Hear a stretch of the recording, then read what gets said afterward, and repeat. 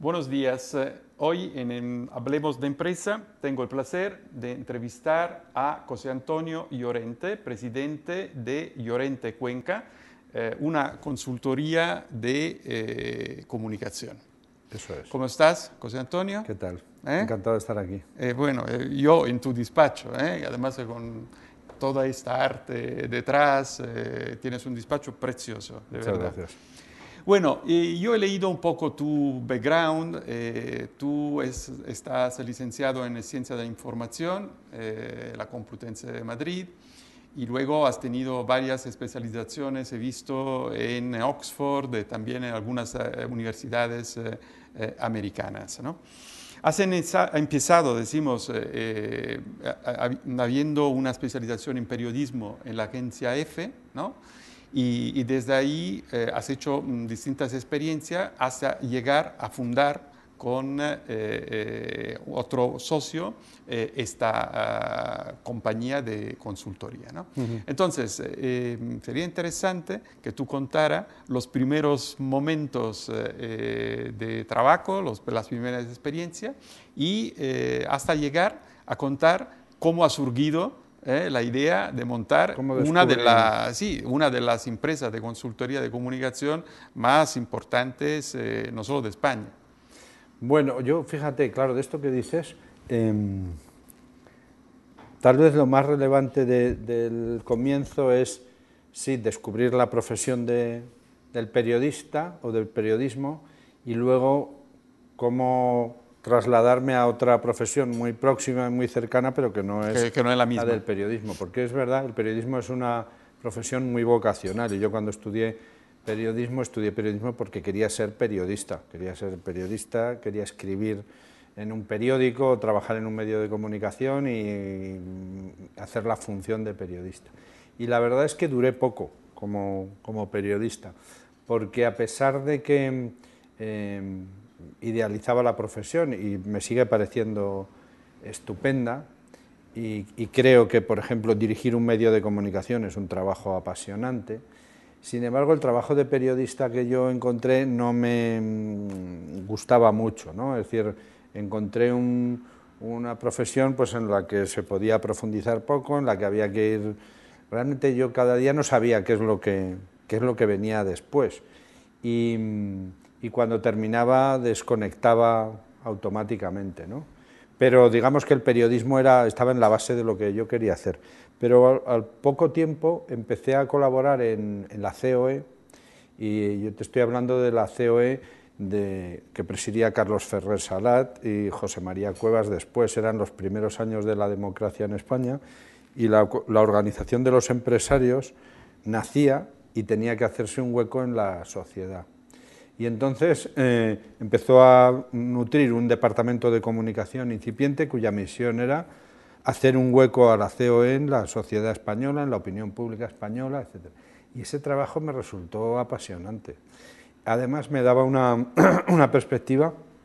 Yo en la agencia EFE, pues yo volvía a casa y por la noche y ponía la televisión para enterarme de qué pasaba en España, porque había estado trabajando en tres cositas muy específicas y que me habían tenido intensamente centrado en el trabajo.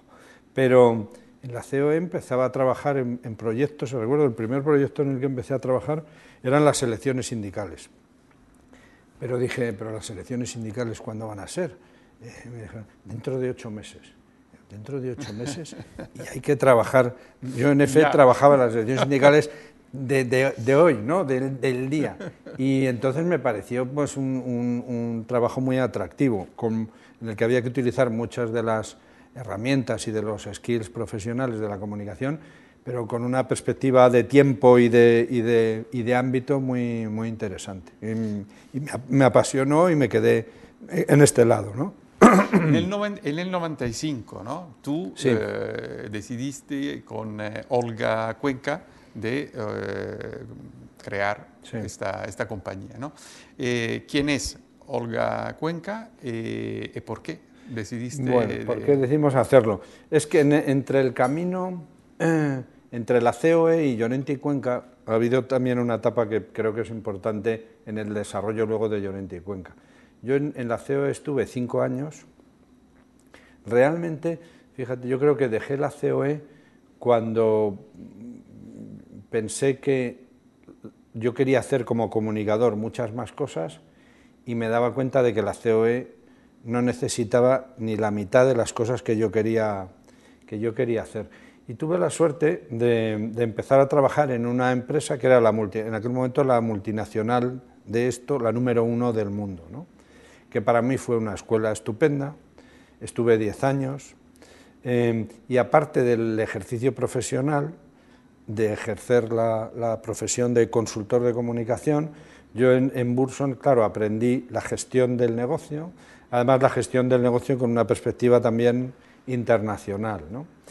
Yo estuve allí 10 años, empecé como consultor y cuando dejé la firma era el consejero delegado, el primer ejecutivo de la compañía para España y Portugal. Claro, sin esa pieza es difícil, creo yo, claro, sí, explicar entender, lo siguiente. Porque, ¿qué sucedió? Bueno, pues yo creo que tuve una vivencia muy habitual en el mundo de las compañías y de las multinacionales, ¿no? O sea, cuando empecé, pues tenía una gran ilusión en lo que había que hacer. A medida que iba escalando posiciones de responsabilidad, mi trabajo era una lucha constante con la dirección global de la compañía. Era más política que trabajo. Para hacer lo que teníamos que hacer. Además, en aquel estilo de multinacionales, pues había algunas cuestiones muy rígidas que a nosotros no nos parecían que eran convenientes. Por ejemplo, pues yo quería trabajar con América Latina y en la compañía me decían, José Antonio, tú estás en Europe, Middle East and Africa. América es otra, ocúpate de lo tuyo. Y decía, bueno, pero es que hay muchas compañías, hay mucha conexión, el idioma, sí, pero la estructura es esta, ¿no?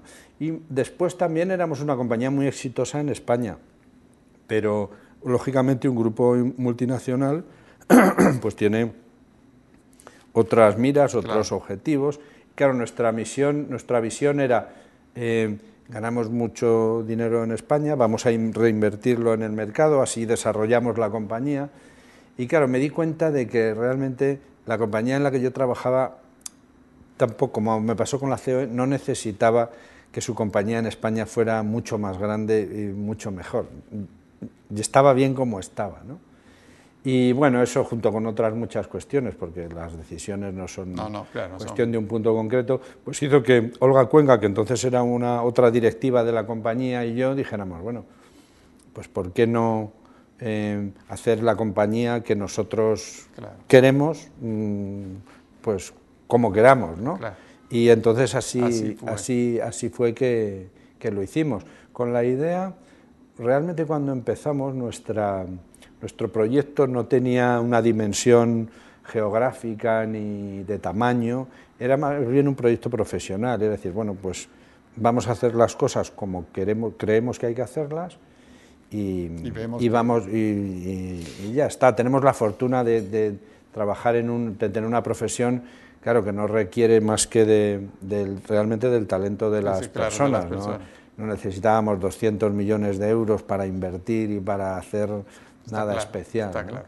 Y desde aquel momento, desde el 95, hoy la compañía, ¿cuántas personas ocupa y dónde está? Claro, bueno, la compañía, claro, ha crecido mucho.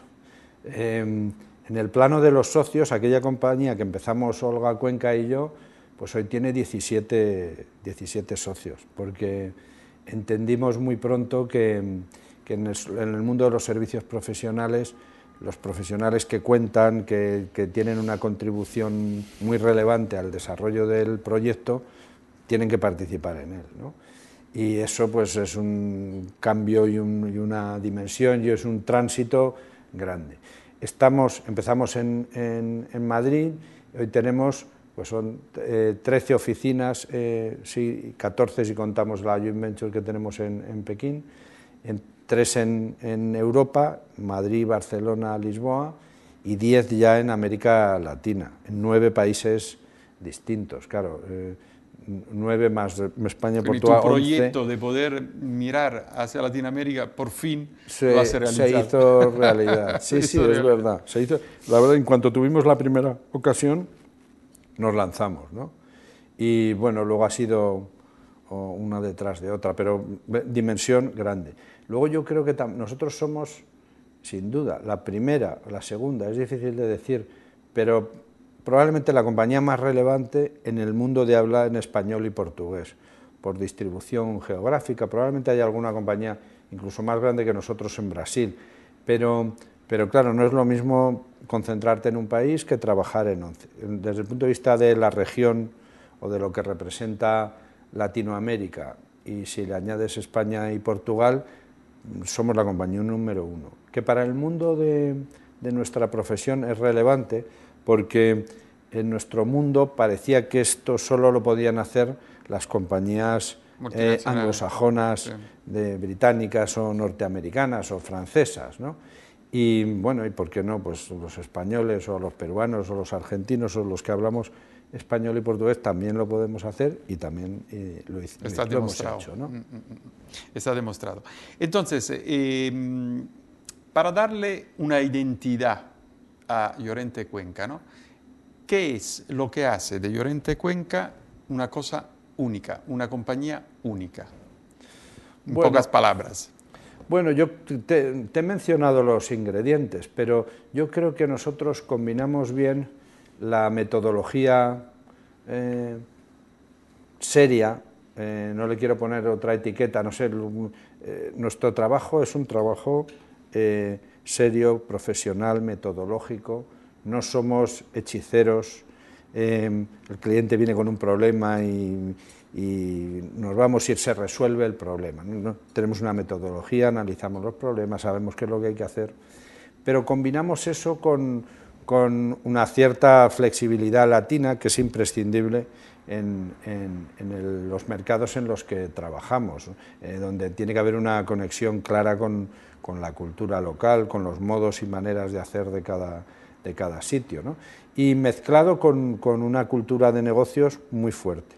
Yo creo que el componente de emprendedurismo que tiene un proyecto como el nuestro, la parte empresarial, ayuda mucho a la parte profesional de comunicación, porque nosotros, al final, entendemos que la comunicación es una herramienta para los gestores del negocio, es una herramienta de la gestión. Está claro. Estamos aquí, los clientes nos contratan para impactar en los negocios, no porque la comunicación sea muy bonita o muy interesante o algo que merezca la pena. Para conseguir objetivos, ¿no? Porque efectivamente lo que nosotros sabemos hacer puede contribuir de manera decisiva a los resultados del negocio de una empresa. Una pregunta doble.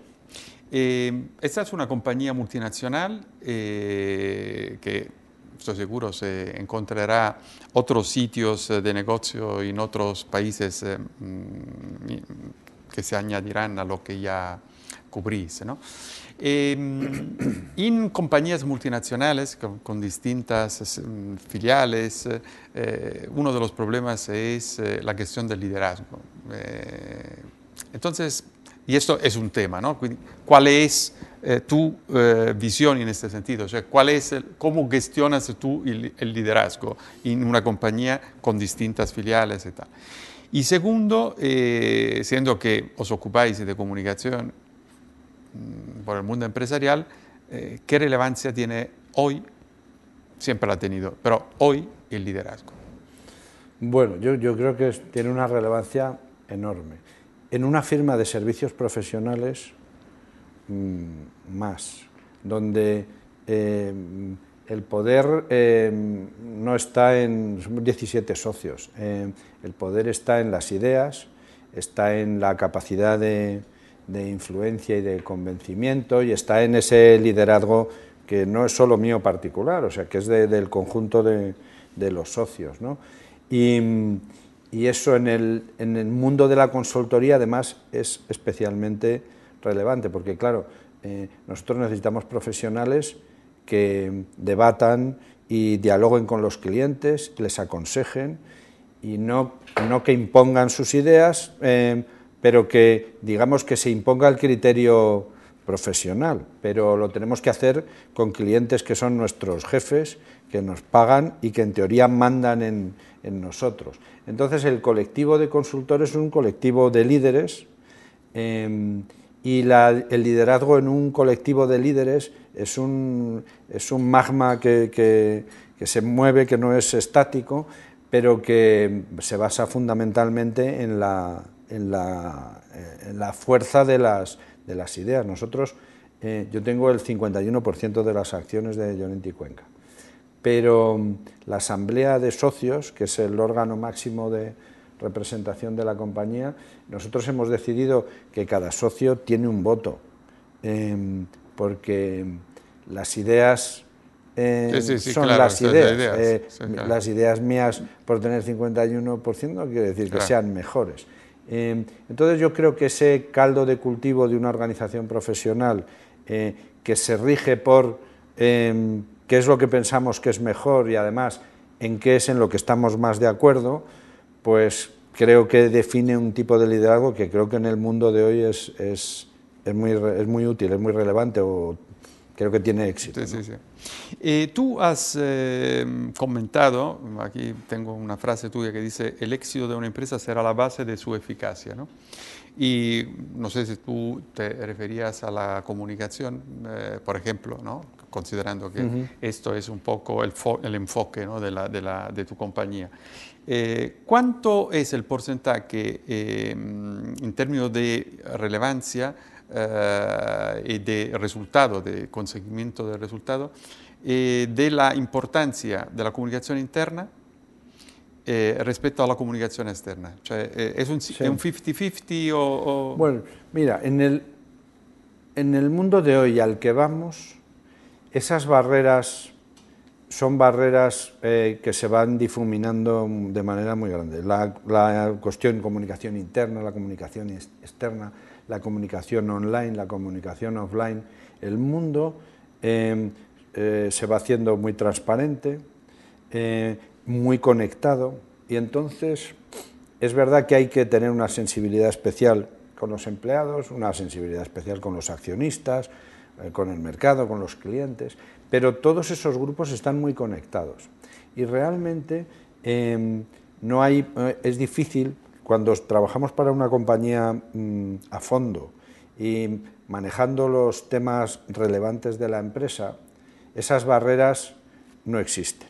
Hoy en día está claro que los empleados son la principal fuerza de ventas de una organización y probablemente su principal fuerza a la hora de influir en la sociedad. Claro, cada Entonces, día referentes activos. de la compañía, de la fábrica, del centro de negocio, de las oficinas, salen montones de personas que se insertan en la sociedad.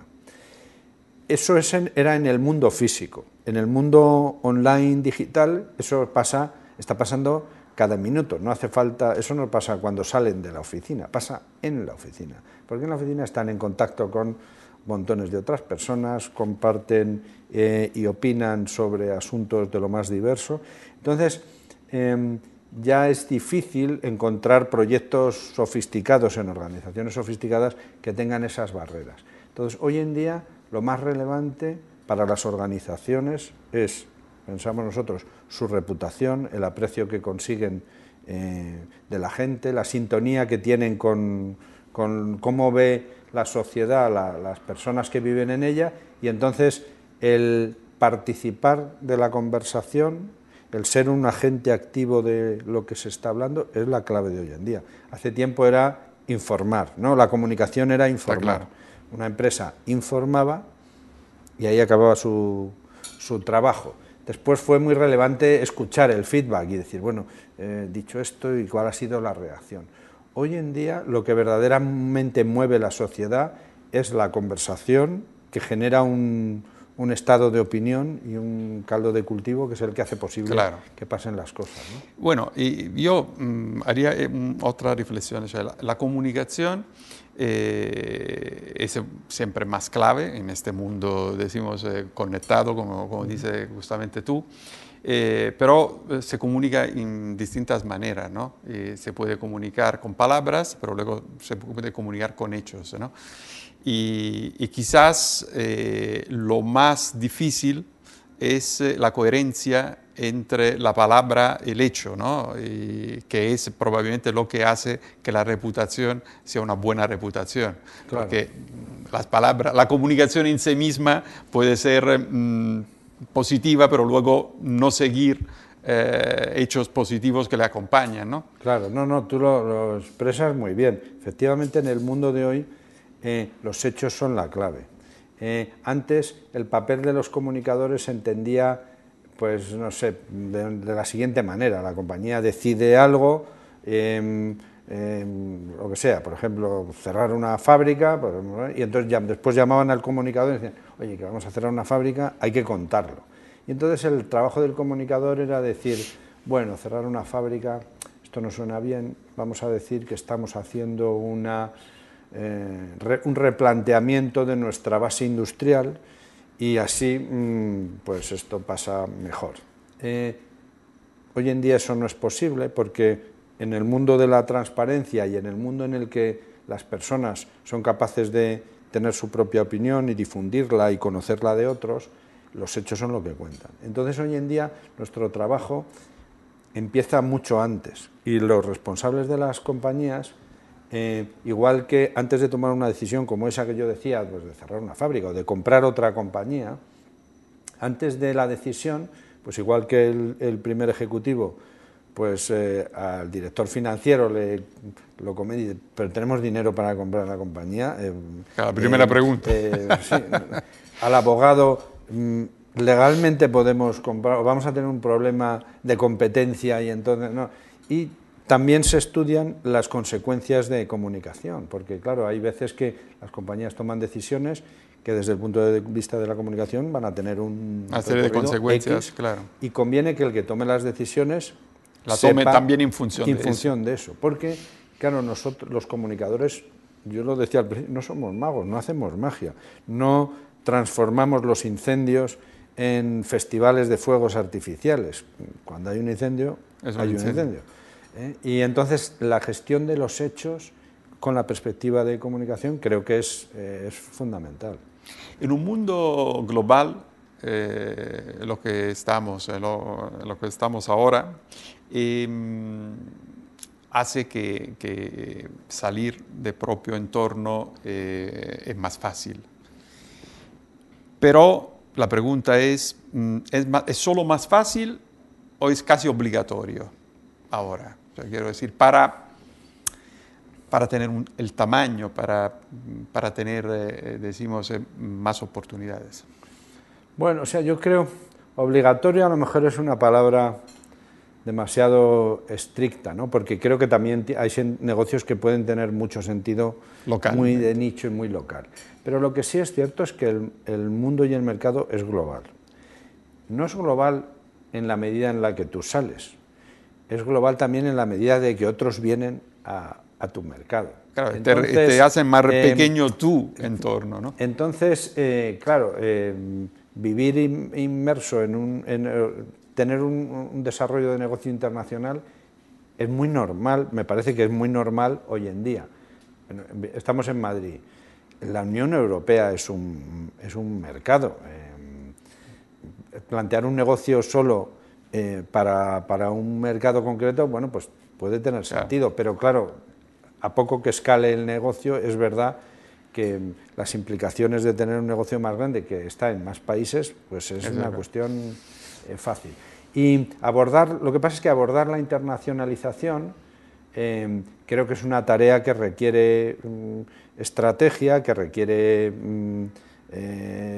esfuerzo financiero, sí. Que requiere también un aprendizaje y no es flor de un día, no es para decir pues ahora sí, ahora no, y no es para momentos demasiado complicados, es decir, yo creo que es para compañías fuertes, no es para compañías débiles. Y claro, hay que abordarlo cuando las compañías están sanas.